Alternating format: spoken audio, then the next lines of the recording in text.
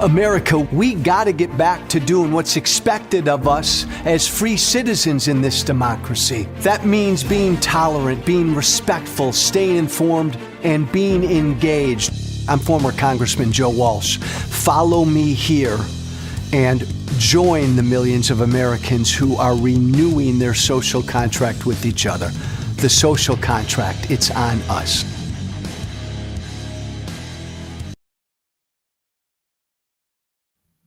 Hey, happy Thursday, everybody. Hope you are doing well. Hope your week is going well. Former Congressman Joe Walsh here.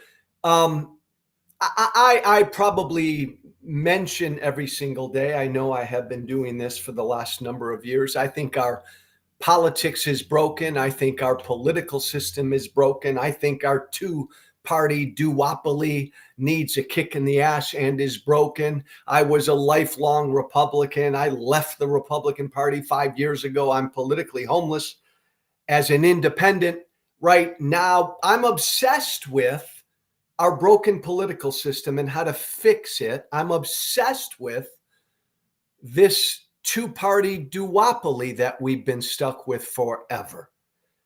To help me and us figure out what we need to do, man, I can think of nobody better to speak to than my friend, political scientist extraordinaire Lee Drutman. Lee, hello, my friend. Hello, Joe. Let's get to business here. Let me introduce you first, though, Mr. Lee. Oh yeah, right. Introduction. Let me go through this because you're important. Lee is a senior fellow in the political reform program at New America. He is a political scientist. He's the author of a book, Breaking the Two-Party Doom Loop: The Case for Multi-Party Democracy in America. Free Substack. You can subscribe under current events, and you can follow Lee on Blue Sky, leedrutman.bsky.social. He's also on Twitter at Lee Drutman. Lee, welcome. I've been trying to get you on for a little bit because I want to pick your brain. I want to start here. I read a piece in your Substack, I believe, based on a speech you gave out in Colorado, talking about the two-party doom loop and reform. And you started your speech, I want to start here with a stat that scared the living daylights out of me. And let's use this as statistic, this survey data, to start our conversation. I think a survey from last October before the election, something like 87% of the American people said that the country would suffer permanent damage if their side lost. 87%. Start there. Tell us what that means. It means that every election is this existential, high stakes battle for the soul of America. And I'm among that 87%. I really felt that if Trump won, the country would suffer permanent damage. I don't think I was wrong, but I just feel like, how can it come to this? We have this fundamental idea that democracy is a system in which parties can lose elections. And yet I really felt, as did 87% of the country, that if the Democrats lost the election in November, that the country would suffer permanent damage. What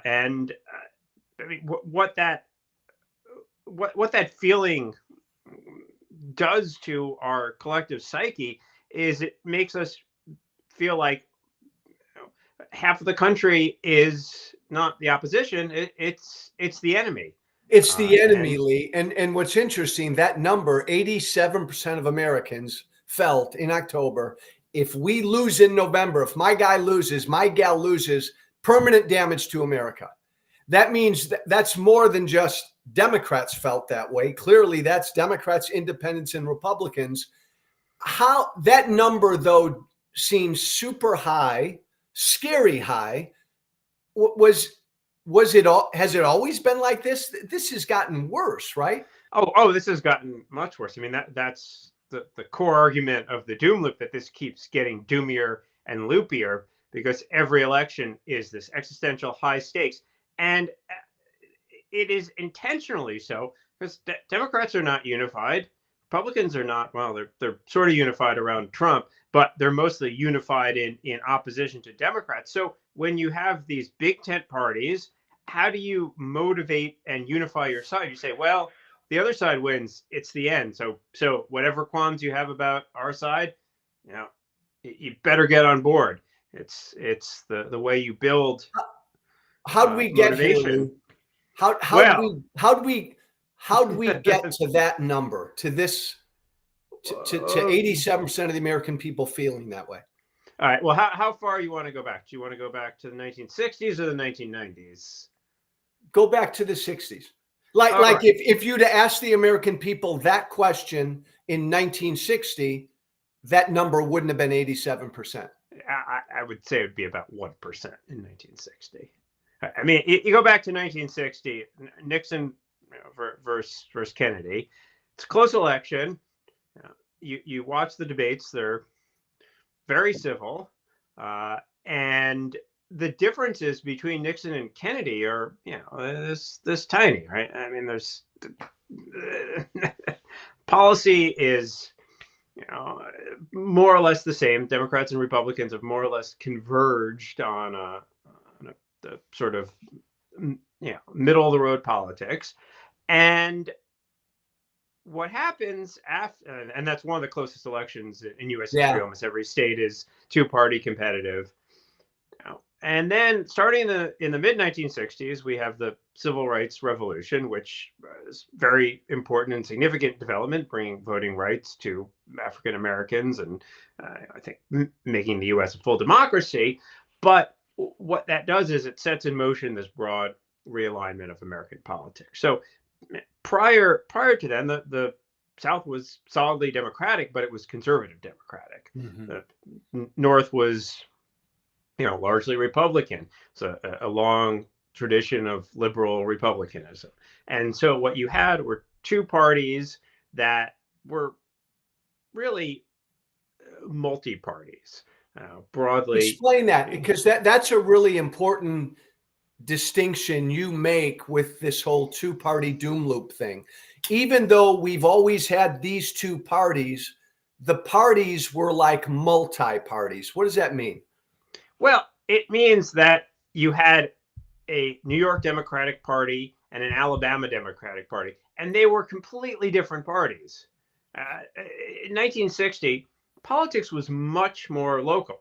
There was real power in local parties. There was real variation in local politics, and there just was a lot less power in Washington. So a lot of what affected people's lives and the structures of power were much more locally rooted, state-based. And that created these national coalitions that had tremendous disagreement internally. I mean, think about the fights in the Republican Party, the 1964 convention between the Rockefeller, New York liberal wing and the Goldwater, Arizona libertarian wing. And these were real splits in the Republican Party.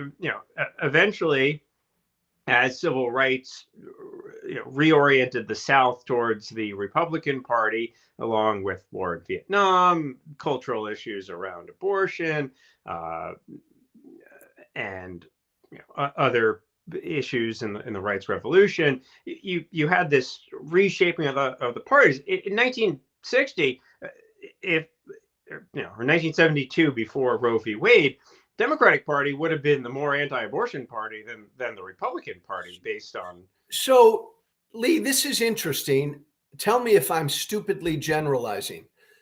Even go back to the 60s, even though we had two political parties like we do today, back then we had liberal Democrats, moderate Democrats, conservative Democrats. We had liberal Republicans, moderate Republicans, super conservative Republicans. Right. Is that kind of what you mean when we talk about multi-parties? Right. Exactly. So the the parties contained multiple factions, multiple Multiple ideologies factions. that were cross-cutting, right? I mean, you think of politics, and one way to think about it is that we had this multi-dimensional fluid pluralism in our politics, that we had coalitions that were changing, different groups that were aligned in different ways.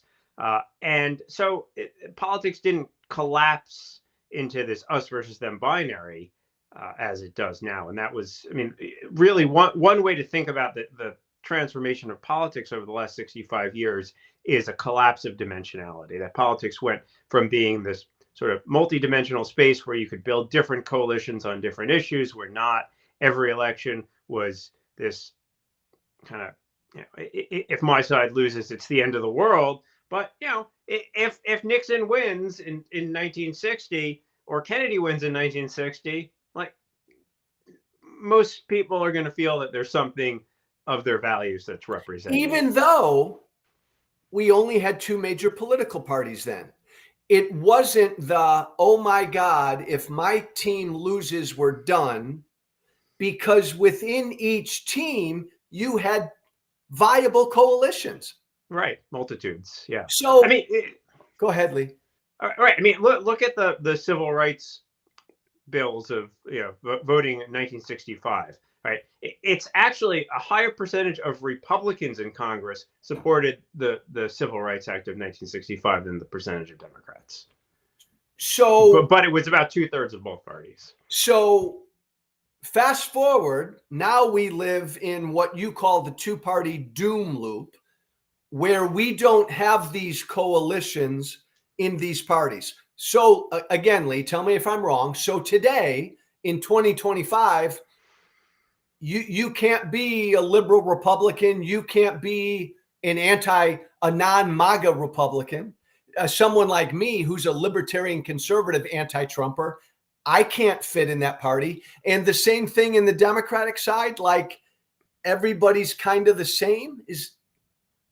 Well, I mean, I think there's still some diversity within the parties, but it's on a single dimension, and there's no real overlap. So if you think of it, there used to be quite a lot of overlap along multiple dimensions. Everything flattens down, pulls apart. So if you think of a bimodal distribution, a two-hump distribution, right? And that's where we are. It used to be a lot of overlapping distributions, and what that means is the political center has fallen out, and it almost doesn't even make sense to think about things along a single dimension, because every political fight is us versus them. It's almost that the dimensionality collapses into two fists. Define the two-party doom loop. What is the two-party doom loop? The two-party doom loop is this escalating feedback loop of increasing political hardball, hatred, angry rhetoric, and just fundamental tit for tat escalation, right? I'm going to do this, I'm going to do this, I'm going to do this. It's there's a total a sense that we can't work with the other side because we have to punish them, and that escalates and escalates and escalates, and it's not symmetrical entirely. Yes, but right, because you're right. Like, I mean, I get the tit for tat, and things keep getting worse. Well, then we've got a guy like Donald Trump who refuses to accept an election result when he loses, and right. blah blah blah. But you call it the two-party doom loop. Is it inherent in the fact that we have two parties? That's why we're like this. We right, only have two teams. Right. So that is, it is inherent in the binary logic of our politics, because there's no escape route, right? So I'm sure a lot of Republican colleagues who, when Trump gets elected, they say, this guy is insane, we're just going to ride him out. But what Trump's genius is that he keeps provoking conflict, and he keeps forcing people to say, whose side are you on? Are you on the Democrat side, or are you on our side? See, this is the advantage of all authoritarian leaders, is they want to intensify the conflict because when you draw us versus them, you bring people to your side. January 6th, right? I think most Republicans in Congress saw what happened. They were horrified. But when it becomes either you're on our side or you're helping Democrats. You have, Lee, you have this great line in your piece where you say, the problem is that with two partisan teams to choose from, defection risks isolation. Yeah. Like if you're a Republican and you don't like what happened on January 6th, well, you kind of really can't say anything, right? If you want to stay on that team. Right. And look what happened to the people who said things. You know, there's Adam Kinzinger gave a great interview, did an interview in the Atlantic, and he has this great line where he says, I think more than anything, people feel being cast out of their tribe. I'm paraphrasing it, but more than actual death, people feel social death. And I think for a lot of folks whose entire world is in Republican politics, they feel to go against that is social death. I mean, you're one of the few who stepped out of that world, but I mean, yeah, you tell me. I mean, this you know. Well, this was yeah, your community.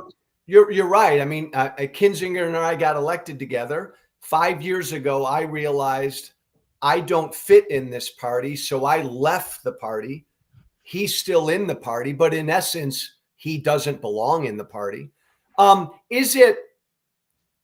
Do we see the same thing in the other party, Lee? Maybe not as pronounced as the Republican Party, but the same problem of defection, isolation, and I think the Democrats have been a more broader coalition and have accepted more internal diversity in recent years. But you know, I'm watching, as you are, the way in which the Democratic Party is turning on Chuck Schumer and the Democrats who gave Republicans the votes to pass the continuing resolution.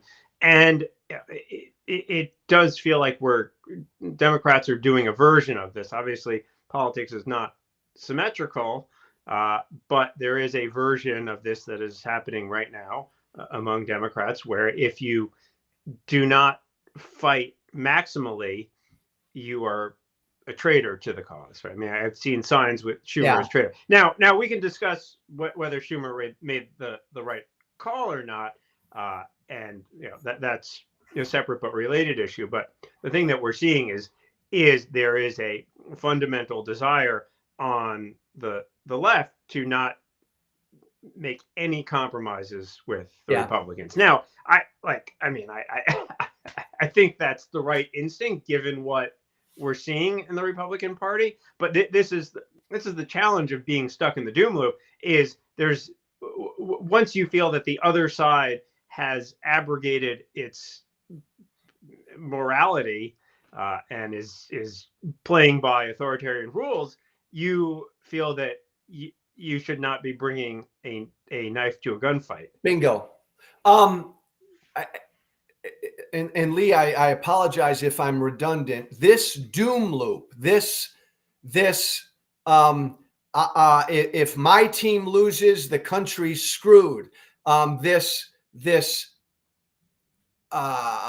Hate the other side is my enemy. Is all of this endemic in the fact that we only have two parties? Right. I mean, yes. Having only two sides makes it hard to escape. It's either us or them. There's no off ramp, right?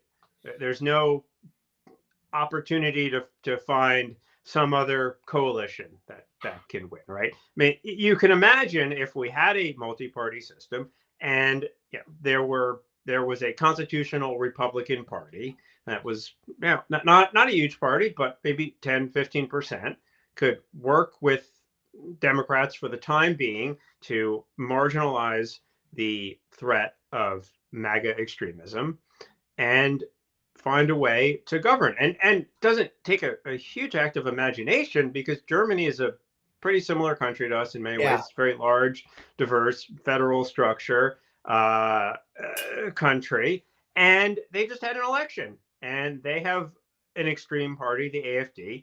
It was Elon Musk went to Germany and said, "This is the party you should vote for." J.D. Vance gave a speech on their behalf. It's the equivalent of the U.S. Republican Party in many ways, but they have a different voting system. They have a proportional voting system. AfD gets 20% roughly, and they get a share of seats in the Bundestag, the German Congress, that is proportion to that. Now, the center right party can still maintain an identity. That's Angela Merkel's party, now led by Friedrich Merz. They win the election with, I think, like 27 or 28% of the vote. They can work with the center left party, build a coalition, and I mean, Germany has some challenges, but they're not run by the crazy fanatics that this country is being run by, because they have a different electoral system. And that's where I want to go. Like, how do we get to that promised land? You have a number of great lines in your piece, and I'd recommend it, by the way, everybody listening to us. Lee wrote a piece on his Substack, Under Current Events. It's a free, go ahead, subscribe, free, Under Current Events, free, based on a speech he gave out in Colorado. And you've been talking about this problem for a while. You said we can't message our way out of this doom loop we're in. What do you mean by that, and why can't we? Well, I think there's a lot of folks who are in this, liberal, highly educated space who think, well, if only we could talk to these people and give them the right information, surely they would understand that this whole Trump insanity is bad for the country. And, Trump is a charlatan. Tariffs are a dumb idea. We should respect the rule of law, all this, if only they understood what was actually going on. And Democrats are obsessed with this idea of messaging. Well, we just gotta find the right message. Well, messaging assumes, one, that you have a messenger who people are listening to, which not clear. Problem. And two, that the person who is listening to that message actually trusts and hears the message as it is intended. Right? I mean, it's a fundamental aspect of communication. For you and I to have a conversation that's productive, one, you have to think, okay, here's somebody that I want to listen to. And two, you and I have to have a shared view of reality to some extent. So when I say something, you understand what it is I'm saying, and you believe me.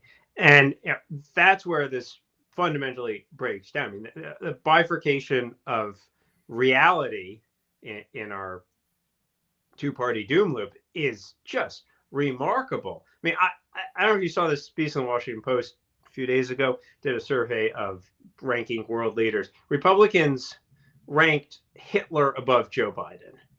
I mean, they were both at the bottom. I did not see that. Really, Lee? I mean, they were both at like the very bottom, but Hitler, and it was Saddam Hussein, Hitler, Joe Biden, and I think Osama bin Laden was. So those are folks you can't message with that, and like it's. You talk about the way we make decisions and the way we come to our beliefs, and it's almost, Lee, as I read your piece, we've become so tribal, and it's our team, and we belong to our team, and we've only got two teams. It almost doesn't matter what the two teams believe. We're just it's like you say, the stories we believe shape the realities we perceive. Yes. And that's where most of us are now in our decision making. And I mean, to some extent, this is a fundamentally human condition, right? Yeah. Like we make stories about the world, and like fundamentally we are social, group-based creatures, and we really need that sense of community, that sense of belonging, that sense of being part of a tribe. So that is all healthy, I think, and just part of who we are as a species, and frankly, the part of our success as a species is our ability to cooperate, is our ability to have this understanding of what other people think and sort of organize our thoughts in a way to collaborate with other people. Now, where I think that goes wrong is when there are only two opposed realities. Yes. Right. Yes. And again, you thrust this point home constantly. In a two-party system, our conflicts are binary and zero sum. Right. I Right. win, That is. they lose. Boom. So let's get to it. You say that this is a fundamental system-wide problem, which means we need a fundamental system-wide solution to this two-party doom loop. Right. We're talking about electoral reform. A chief reform that you've been putting out there now for a while is what's called proportional representation. Explain yourself, sir.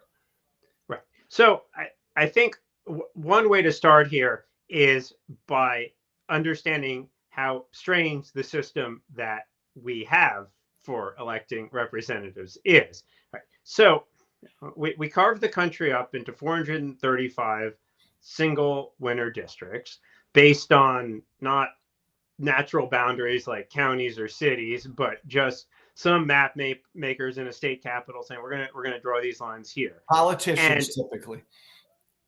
or sometimes independent commissions who are trying to figure out how do we trade off all these competing values. Now, it is really hard to make that system fair under any set of rules when Democrats largely live in cities and professional class suburbs, and Republicans largely live in small towns and exurbs. So based on population distribution, you're going to get different outcomes. So it's an idea that comes from back in the day when that was how Parliament was elected. You had these individual communities, and they'd by ascension say, all right, well, we think this is the representative of our communities. Most people lived in one place. Politics was, to the extent there was politics, it was very hyper local. We imported that system. It's not in the Constitution anywhere. It was just sort of de facto carried over. We had a variety of systems, but they were all winner take all systems.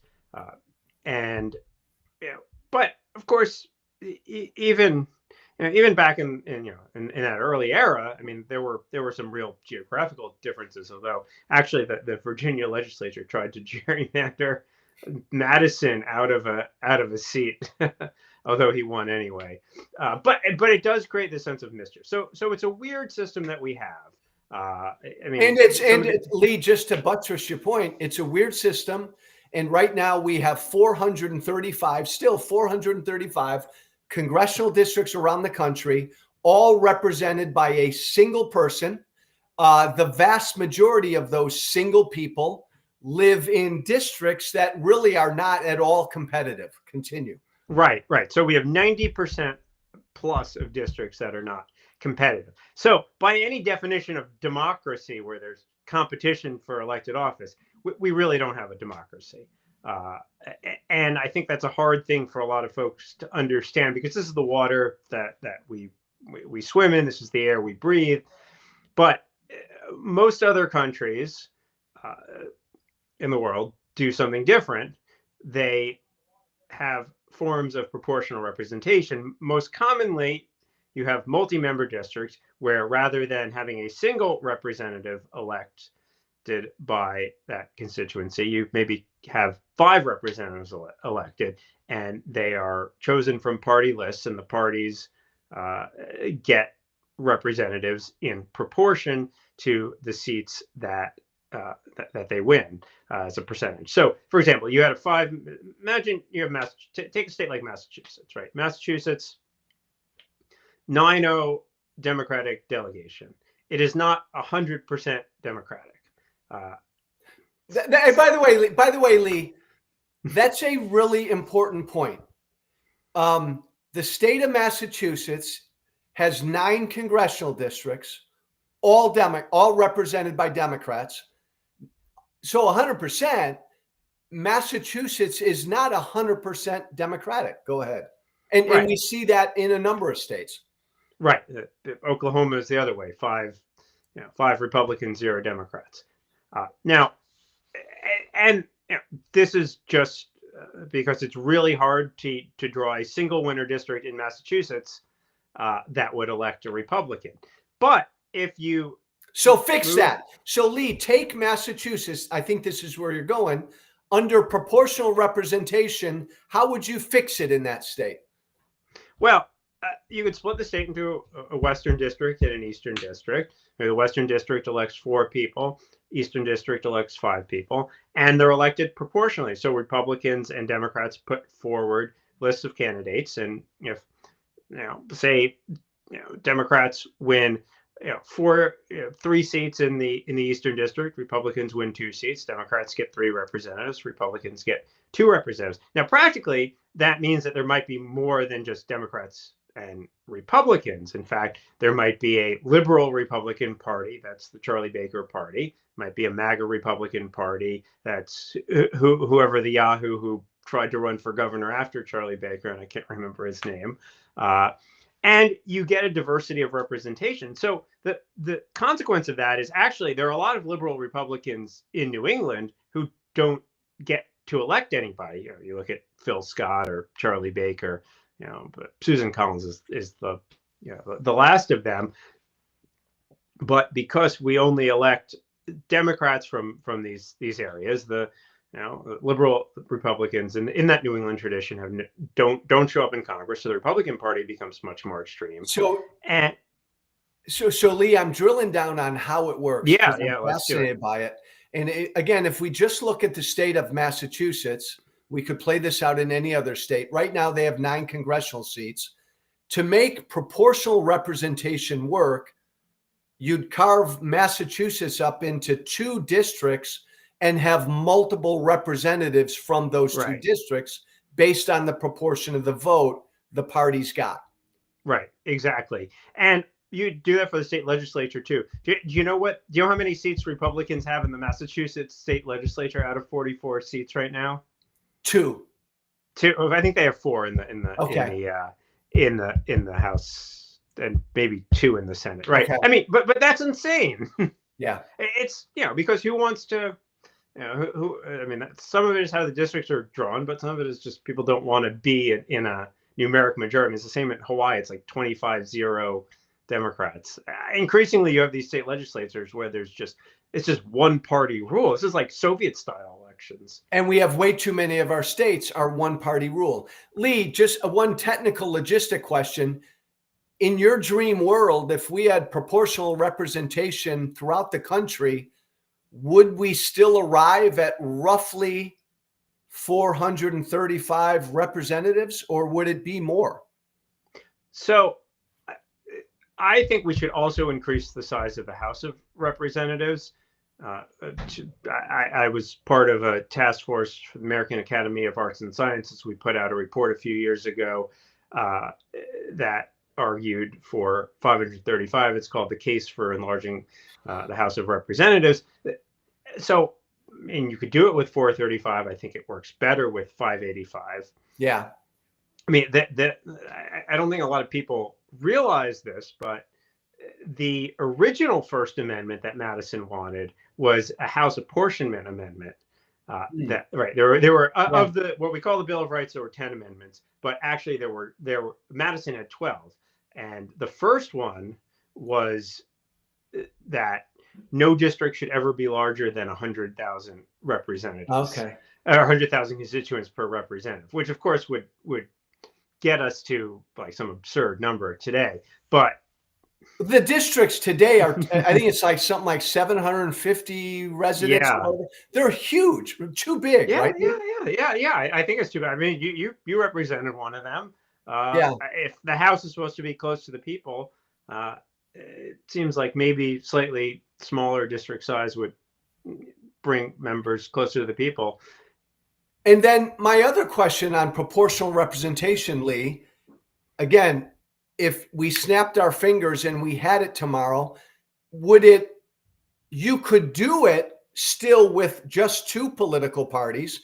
We'd in essence elect different shades of Democrats and Republicans, but it could also lead to more parties, correct?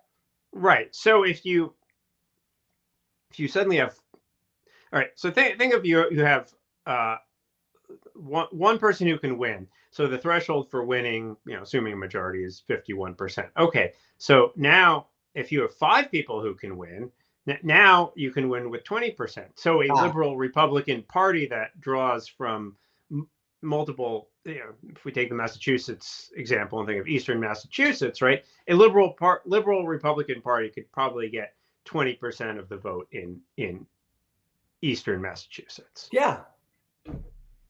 So then, Then, but they Lee, might not be able to get 40%, and certainly they wouldn't be able to get 51%.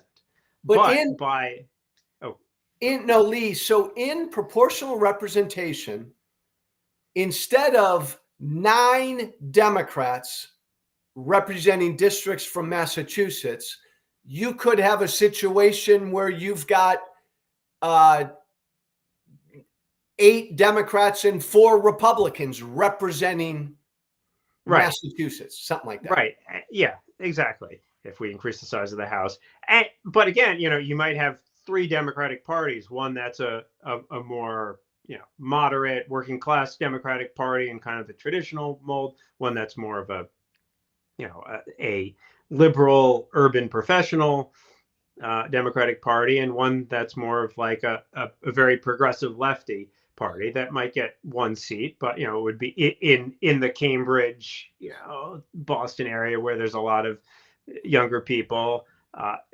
They would have representation, and then people who want, maybe some people want a more progressive party on the left, maybe people want a more moderate party, maybe people want something that's a little bit more working class. Same on the right, maybe people want something that's a little bit more populist. Maybe people want something that's a little bit more in the traditional GOP mold, more kind of classical liberal in that sense.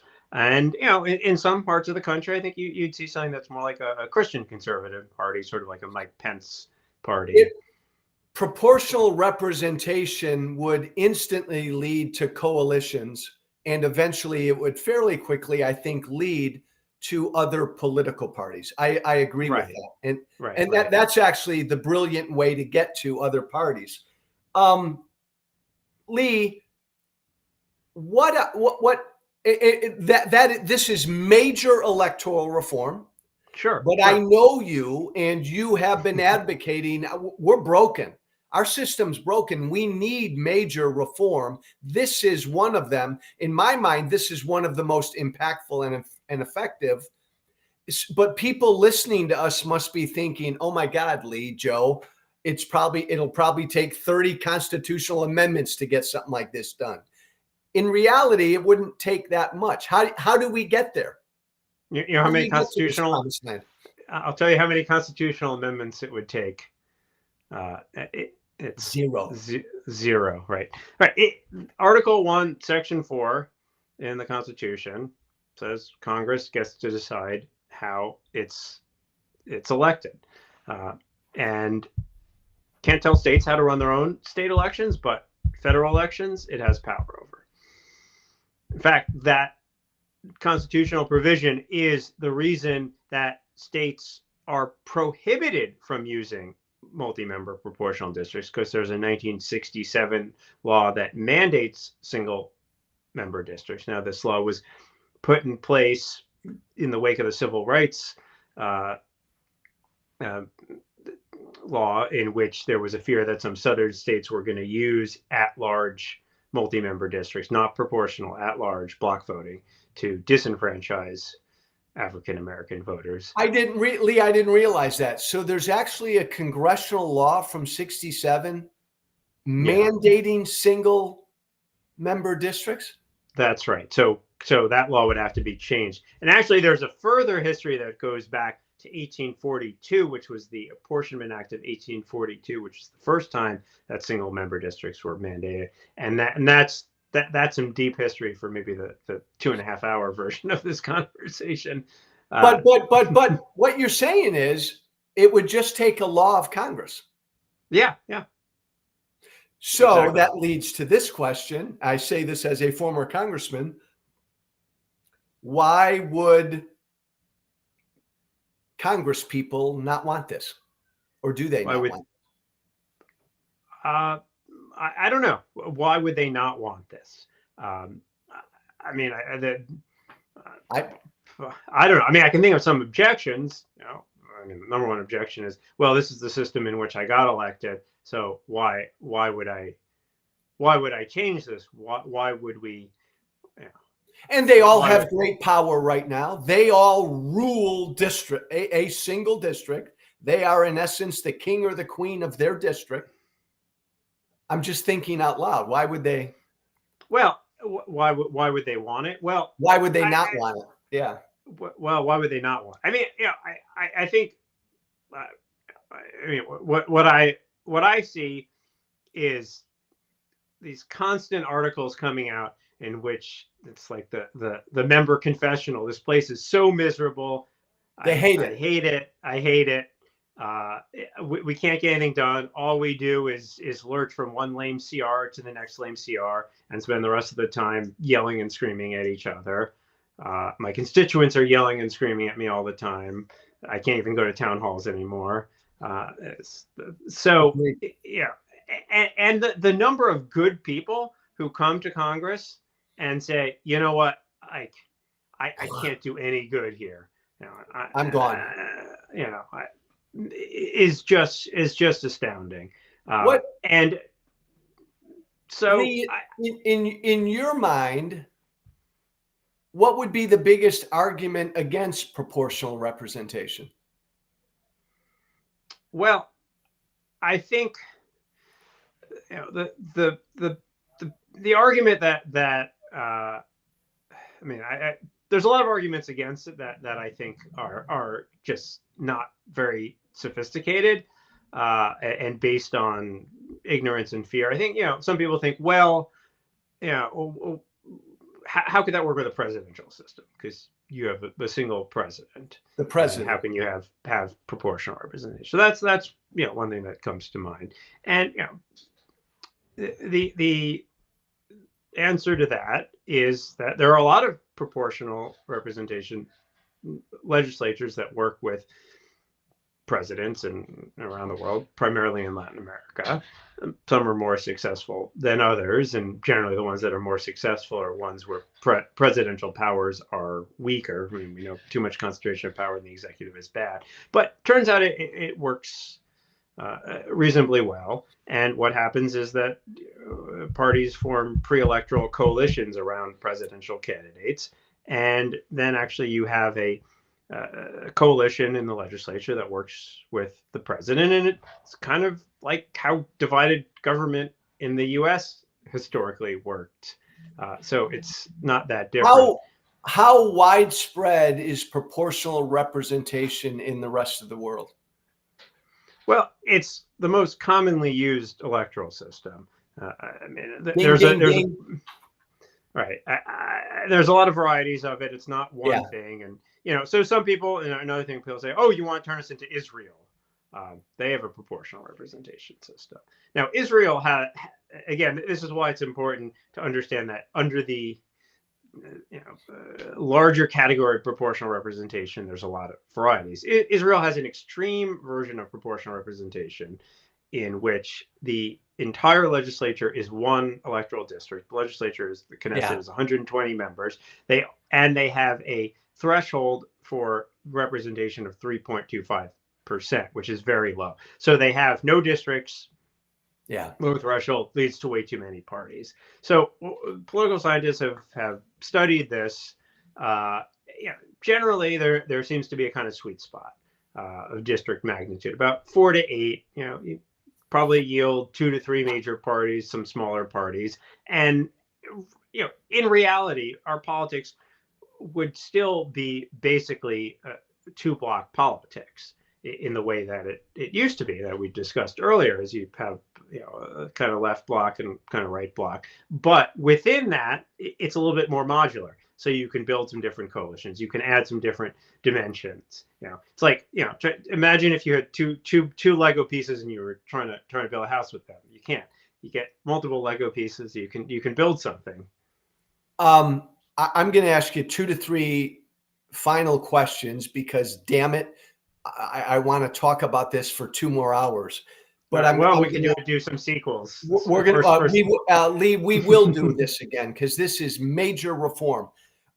Lee, if you could snap your fingers and enact one major league reform to improve our political system, would this be it? Proportional representation? Absolutely. In a heartbeat. Absolutely. So then that leads to my second question. What is your best argument for why proportional representation is the best thing our democracy needs?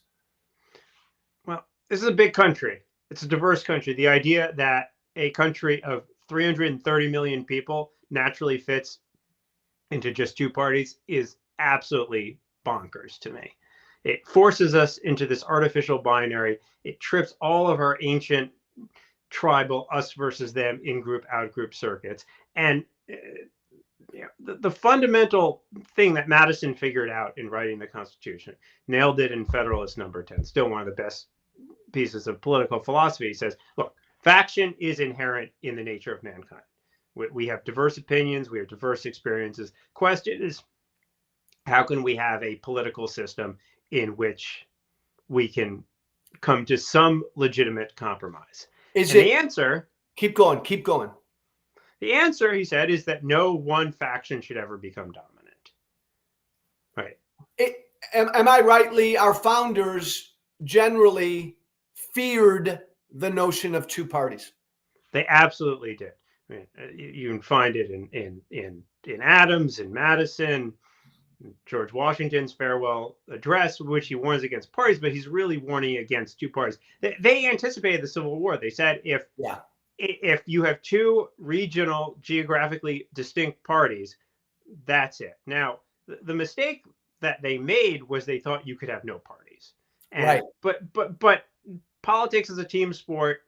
Coalitions form, organizations form, parties are the essential institutions of modern representative democracy. The problem is when everything collapses to this binary. And that's what Madison anticipated, and that's what he was trying to do with the separation of powers. It says, we're going to have all these different centers of power, and that's going to work. And it did for a very long time. Federalism proved to be an incredibly resilient defense against